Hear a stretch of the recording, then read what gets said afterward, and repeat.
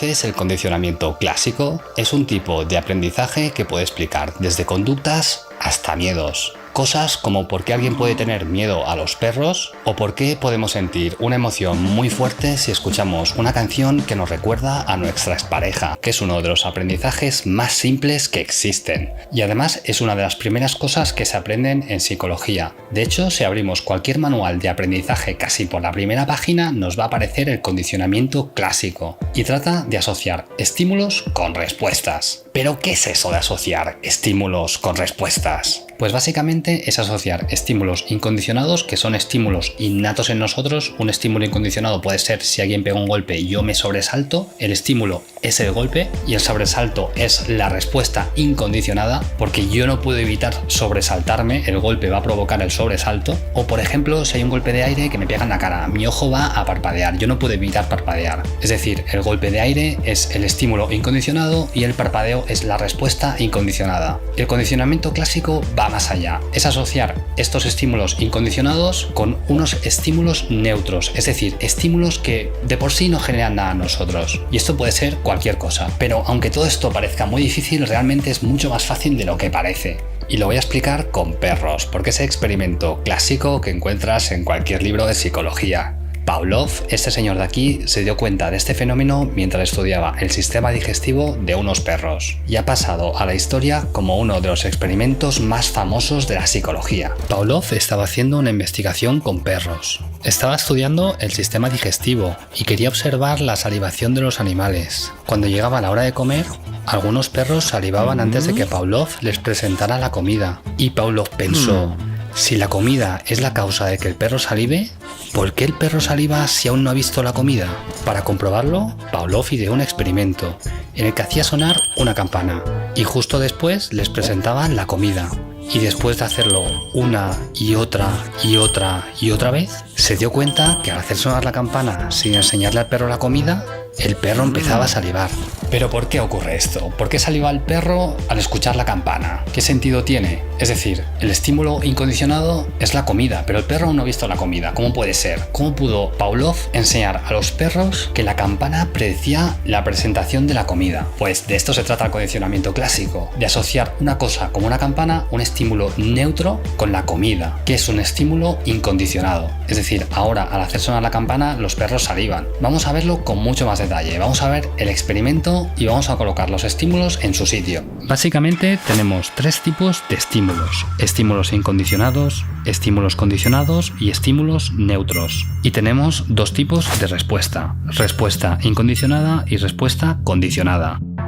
Pavlov presentó a los perros un estímulo incondicionado, es decir, un estímulo que por sí solo genera una respuesta. En el caso de los perros, la comida. Al verla, salivan de forma automática. Tiempo más tarde, sin la comida por en medio, Pavlov presentó un estímulo neutro. El ruido de la campana no genera ninguna respuesta por sí sola. Si un perro nunca ha escuchado una campana y oye una campana, quizás se te queda mirando, pero no se va a poner a salivar. Más tarde hacemos sonar la campana, el estímulo que sabemos que es neutro.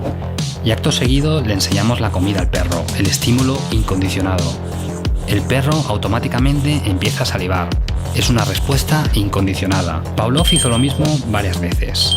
Una vez, otra vez, otra vez, otra vez. Y al final, al hacer sonar la campana sin presentar la comida, el perro empezaba a salivar. Ahora el perro mostraba una respuesta condicionada. La campana se había convertido en un estímulo condicionado y la respuesta de salivación en una respuesta condicionada. El perro salivaba al escuchar la campana, pero sin ver la comida. Había conseguido asociar estos dos estímulos sin conexión entre sí: el sonido de la campana y la salivación.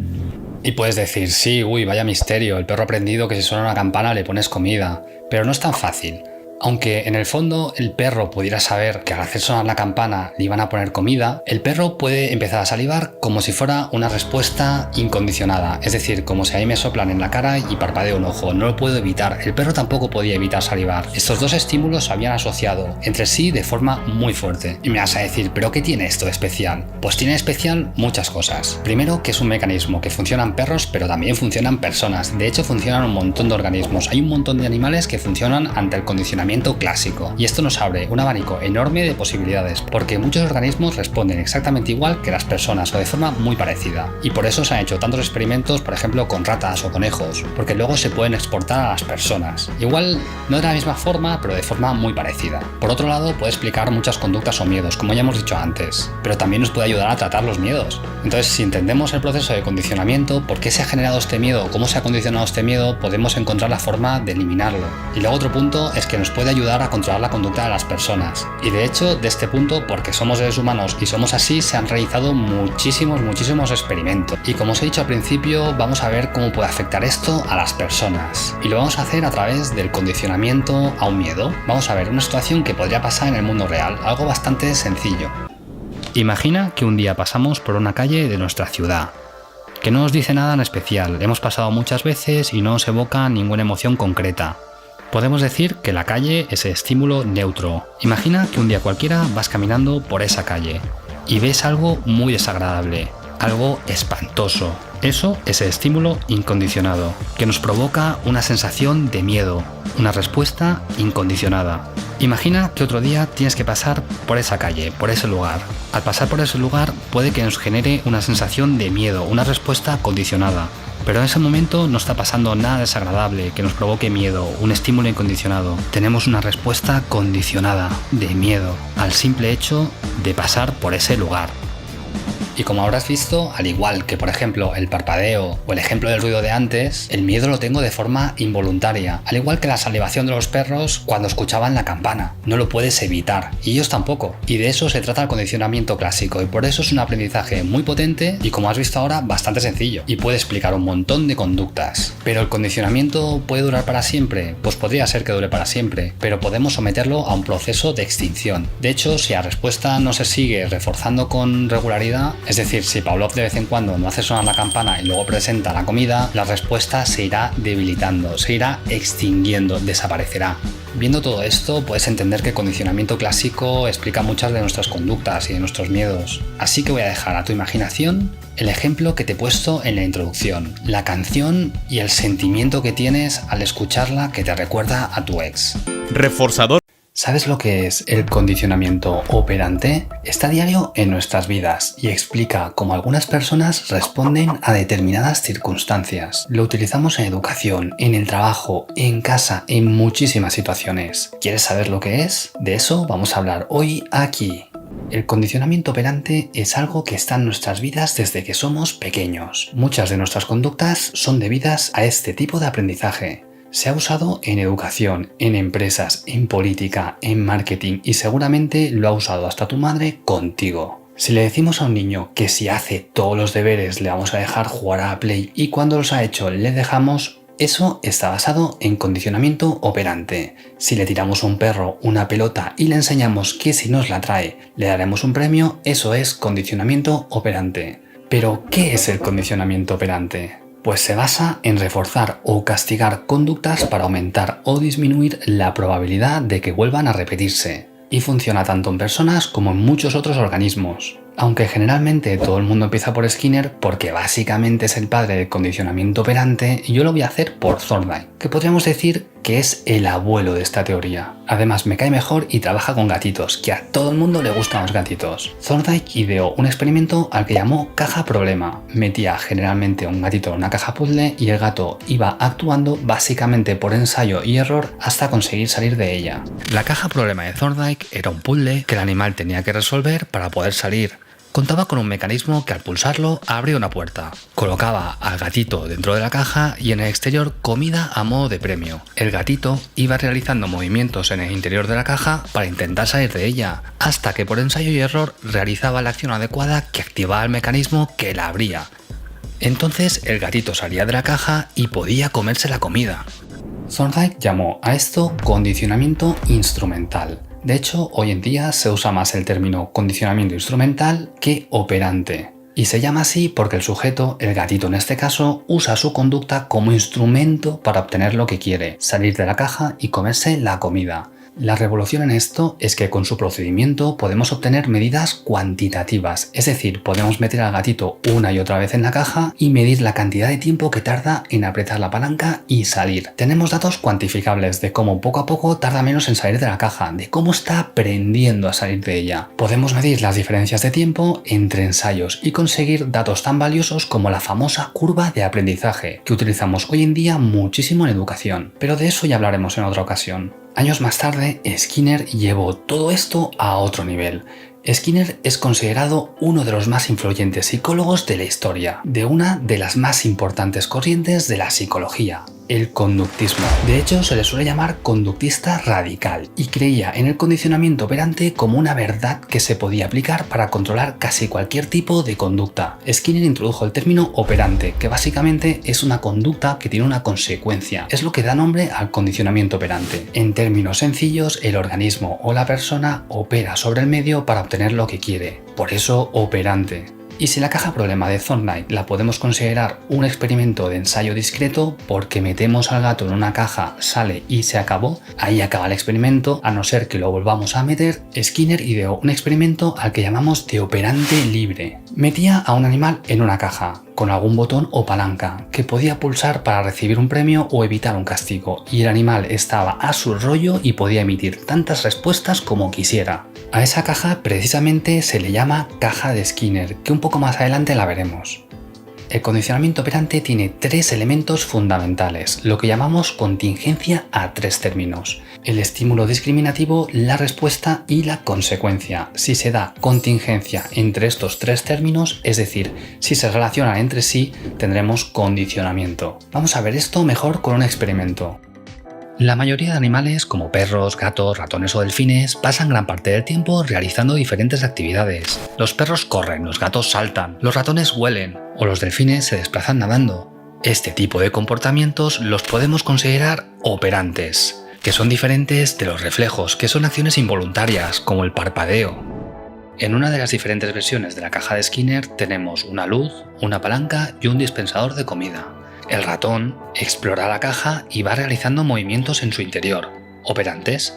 Camina, huele, se pone de pie, hasta que por casualidad aprieta la palanca y se da cuenta que ha aparecido comida. La luz le indica al animal que la comida está disponible. Si el animal toca la palanca con la luz apagada, no ocurre nada. Sin embargo, si el animal toca la palanca con la luz encendida, la máquina le dispensa comida. Al final de repetirlo una y otra vez, el animal aprende que apretando la palanca con la luz encendida puede conseguir comida. Siguiendo el esquema de este tipo de aprendizaje, cuando se enciende la luz, estímulo discriminativo, si el animal pulsa la palanca, respuesta, la máquina le dispensa una bolita de comida, consecuencia.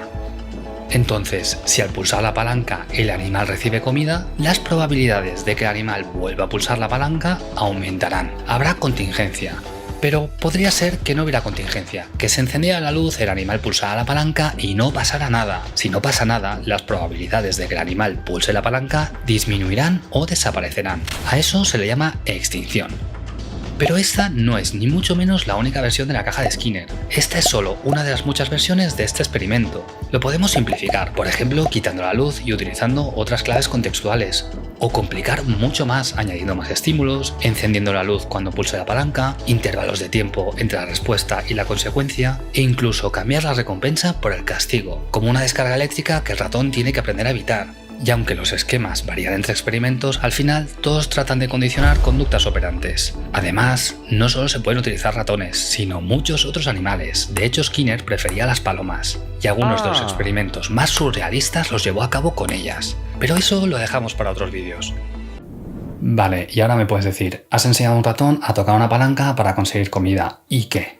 Pues que si sustituyo el ratón por una persona y la comida por algo como el dinero o el carnet de conducir, ¿a que la cosa se pone más interesante? Porque no voy a hablar solo de gatos y ratones metidos en cajas. En los humanos podemos utilizar los patrones de condicionamiento operante y además hay un montón de tipos de reforzadores, como por ejemplo el dinero, que es un reforzador secundario y de hecho funciona muy bien en personas, pero de eso vamos a hablar un poco más adelante. Y tampoco el condicionamiento operante es solo reforzar o dar cosas, también trata de castigar o quitar cosas. De hecho tenemos dos tipos de reforzamiento y dos tipos de castigo. El refuerzo positivo, el refuerzo negativo negativo, el castigo positivo y el castigo negativo. Para entender el positivo o el negativo no lo tenemos que ver como bueno o malo. Esto es muy importante de tenerlo claro. En los refuerzos siempre pasan cosas buenas y en los castigos malas. Lo de positivo o negativo hay que entenderlo más bien como si fueran matemáticas. Positivo es dar y negativo es quitar, sumar o restar. Pongamos por ejemplo un refuerzo positivo en un equipo de ventas, donde si vendo un 10% más que el año pasado me darán una comisión de 300 euros. El refuerzo es positivo porque te dan dinero.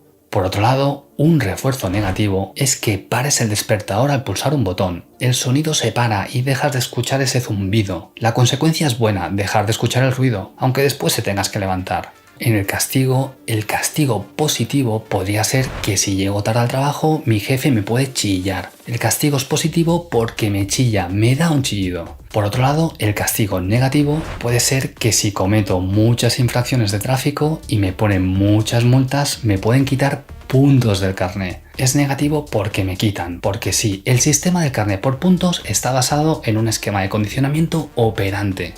Estos ejemplos que acabo de poner pueden estar muy bien, pero hemos dicho que en el condicionamiento operante es una contingencia a 3 términos. ¿Os habéis dado cuenta que solo hemos visto la respuesta y la consecuencia? ¿Dónde está el estímulo discriminativo? Pues aquí es donde a veces viene el problema, no siempre es tan evidente. En el ejemplo de la comisión no hay ninguna lucecita que me diga que voy a cobrar una comisión, pero sé que la voy a cobrar porque, por ejemplo, me lo ha dicho mi jefe. Ese podría ser estímulo discriminativo. En el ejemplo del carné por puntos puede ser que conozca la ley y eso actúe como estímulo discriminativo, o quizás la presencia de un policía. Ese puede ser el estímulo discriminativo. A veces pueden haber distintos estímulos discriminativos y no queda muy claro cuál es.